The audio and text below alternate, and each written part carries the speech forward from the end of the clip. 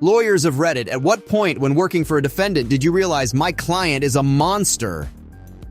I'm not a lawyer, but I was a detention officer and bailiff for a small town at the time. We had a guy who was a member of the largest church's elders and an all-around great guy with money and a big house. He got brought up on attempted homicide charges against his wife. He wept and prayed and generally was the picture-perfect, wrongfully accused sort. He'd sniffle to me about requests for a Bible or religious tracts from his cell, such as "God bless you" and a tearful thanks. Half the town showed up to the courthouse for his bond hearing, which turned into a total circus where the 100 people crammed into a room with a 50-person maximum hissed and booed the prosecutor every time she tried to read the charges and evidence against him while raucously cheering the defense when he made counterpoints. There was zero decorum or order, and I had zero ability to hear what was being said, so what was I supposed to do? Shoot at them? The guy got released on own recognizance, meaning the judge allowed a person accused in a criminal case to go free pending trial without posting bail, to go back to work when regular bail would have been set at least $500,000. Well, I had access to his legal history as well as the evidence against him. He had a long history of escalating violence against multiple prior spouses in a few other states. He'd done jail time multiple times for it. Basically, he'd beat the living crap out of her so bad that the cops could photograph the blood and drag marks in the snow where he dragged her, unconscious, to the truck. She woke up and he, while holding a gun, captured with his prints and her blood all over it from pistol whipping half her teeth out, declared that he was going to shoot her and then unalive himself.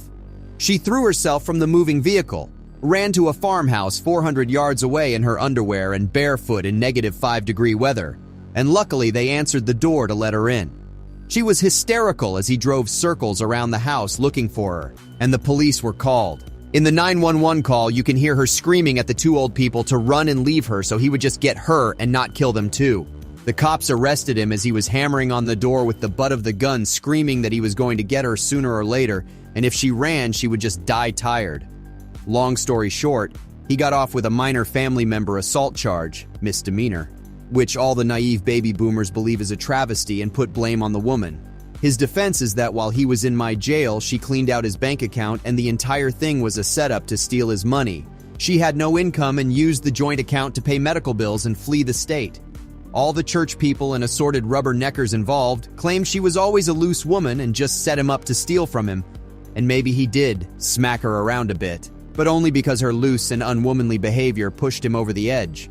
The ultimate worst part is, I cannot legally tell anyone the truth without being at a huge legal liability, and nobody would believe me anyways. I had to sit through a kangaroo court biting my tongue, while that filthy snake pleaded down to a misdemeanor, and half the town cheered about it like it was a soap opera. At one point, I looked at the judge, whom I know very well as a neighbor, and the look in his eyes was like, "This is so wrong, but I don't want a mob to form, so screw it." His defense, whom I overheard chatting, knew he was guilty as sin and is a dangerous sociopath, but knew that freeing him would ingratiate them with the town, and also his lawyer is running for commissioner for the upcoming election. I'm no longer in law enforcement, and I'm moving as soon as finances allow. Screw this hick county and the messed up people in it. The fact that half the town rallied behind him like he's some sort of hero just proves that common sense is not so common. I mean, I get it, everyone loves a good underdog story, but when the underdog is a violent sociopath, maybe we should reconsider our loyalties. What a terrible situation.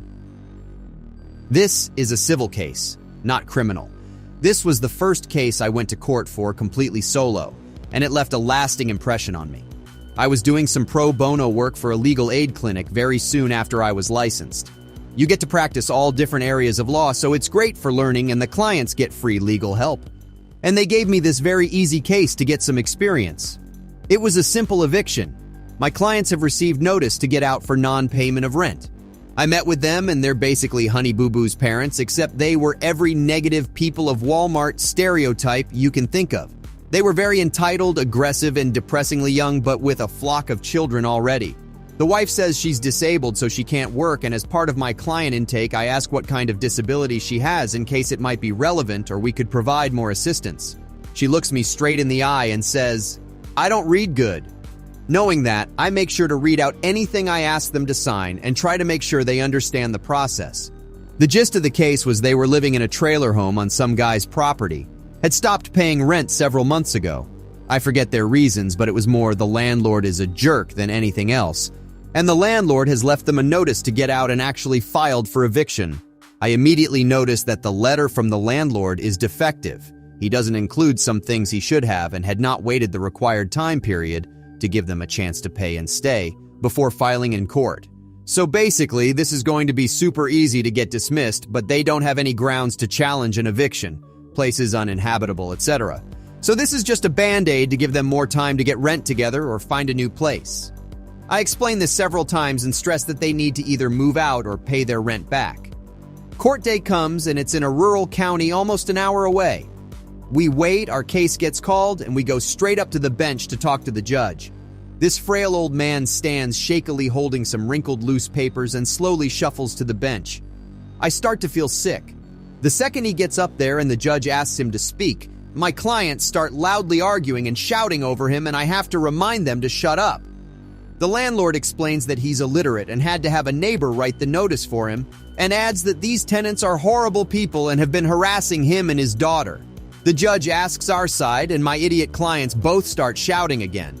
I finally get them to shut up and say, "Your Honor, the notice was defective. We motion to dismiss." And I hand him my motion. This poor judge's face lights up at an actual legal argument being presented, and he quickly skims my motion. He immediately rules in our favor, explains to the landlord that he will need to start the process over, give them new notice, wait 20 days, refile and repay the filing fee, then turns to my clients, who have the biggest a-hole smirks on their faces, and sternly tells them the same thing I had, that this doesn't do anything but delay their eviction. We go to leave, and I feel god-awful watching the landlord dejectedly slump away as I walk back to my car. I was already thinking, F these people, I'm not helping them again, when I hear them hooting and jeering. I turn to look, and they have rolled down their truck windows and are shouting the most vile abuse at this old man as he fumbles to get into his vehicle, including nasty things about his daughter. They tear out of the parking lot cheering like their team won the Super Bowl. And on the long drive back, I realized that this career was not for me. Oh man, that's rough, and it's understandable why this case left a lasting impression on you. It's hard to work with clients who don't seem to understand the gravity of their situation and act so entitled. And to witness them verbally abuse the landlord like that, it's frustrating when justice doesn't feel like it's really served in cases like this. Even though I've made a throwaway account, I'm going to be a bit vague because I still take my ethical duties to former clients seriously, and I can't breach privilege or the NDA I signed. This is a story from a long time ago, during the summer after my first year of law school, when I was briefly working at a well-known criminal defense firm. The client whose case I was working on was one of several defendants charged with conspiracy to commit murder. 3 individuals had committed the murders, and several others had either helped plan it, abducted the victims, came along to watch, or filmed it. In order to see whether our client was one of the individuals present at the scene, I had to watch multiple videos of the murders. I watched multiple people brutally killed in about the worst possible way you can imagine. They were chopped into pieces while they were alive and had their skulls stomped in. It wasn't some grainy security footage either. It was high-quality video taken by bystanders just a few feet away. The videos showed terrible things and another person screaming as their hands and arms were hacked off. I also had to listen to the audio to see if our client's voice could be heard. The screams will haunt me, and the laughter was worse. It has stuck with me for years and years, and I don't see it going away anytime soon. Thankfully, my internship at that firm ended a few weeks later at the end of the summer. I never looked up the sentence from the case and have no desire to. In our case, there was no presumption of innocence, so the individuals involved had all taken pleas in hopes that the prosecutors wouldn't seek the death penalty. The only thing that would change was whether our client would get the death penalty, if he was present, or life in prison, if we showed that he played a more minimal role. Working in criminal defense meant setting my judgment for people aside so that they could be afforded the rights guaranteed to them by the Constitution. I still did my job to the best of my ability, but I found myself lying awake at night for several weeks in a row, praying to every god that I knew that each of those cruel people involved would fry in the electric chair, and that someone would laugh at their screams too. After that internship, I never returned to criminal law. I now practice civil law where I help people recover for wrongs done to them. Wow, that's a heavy story. It takes a special kind of person to work in criminal defense. and it's clear that you gave it your all despite the emotional toll it took on you. It's good to hear that you found a different area of law that aligns better with your values. Take care of yourself and don't hesitate to get therapy, my man. I am a law student and honestly haven't had too much contact with messed up cases. However, before I made the decision to study law, I talked with every lawyer I knew about their job. My dad's cousin invited me to his firm, made me sign a confidentiality clause, and showed me a few files. He's a criminal defender, and without breaching my confidentiality agreement, here's what I can give away. This dude was known to have anger issues, and one day he came home drunk, not drunk enough to prevent conviction though, to his girlfriend and his child. It was the child of his ex-wife. Anyway, the child was in one room and he and his girlfriend were in another. He started beating her and torturing her. He also filmed it. And in the end, he beat her until she was deceased. I have not seen the video, but I have seen photos of her body, and it's not a sight I will ever forget. The guy was convicted of murder, but only the light version. In Germany, a murder of specific aggravating circumstances that gets you lifelong imprisonment has to fulfill certain requirements. For a murderer to be guilty of this crime, they have to kill out of pleasure, sexual gratification, out of greed, by stealth or cruelty, or by means that pose a danger to the public.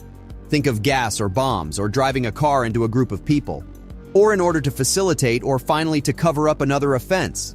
In this case, cruelty was the only possible circumstance. However, after hearing expert testimonies, the judge only went for a normal murder because apparently the guy had beaten her with a blunt object and in her temples. The experts said that she likely didn't feel anything afterwards. Cruelty, however, must be experienced by the victim, and since she couldn't feel any more, he didn't cruelly murder her. However, the judge also said that he easily could have gone the other way, but that he felt he couldn't without reasonable doubt. He still said it was a very serious case, in which the sentence is life imprisonment as well, so in the end, the consequence for the client was the same. Still, it was so messed up, and I honestly can't imagine being in criminal law because of things like those. I have no problem defending people like him, and it's important to provide everyone with a lawyer and legal assistance. But honestly, I wouldn't want to see crap like that.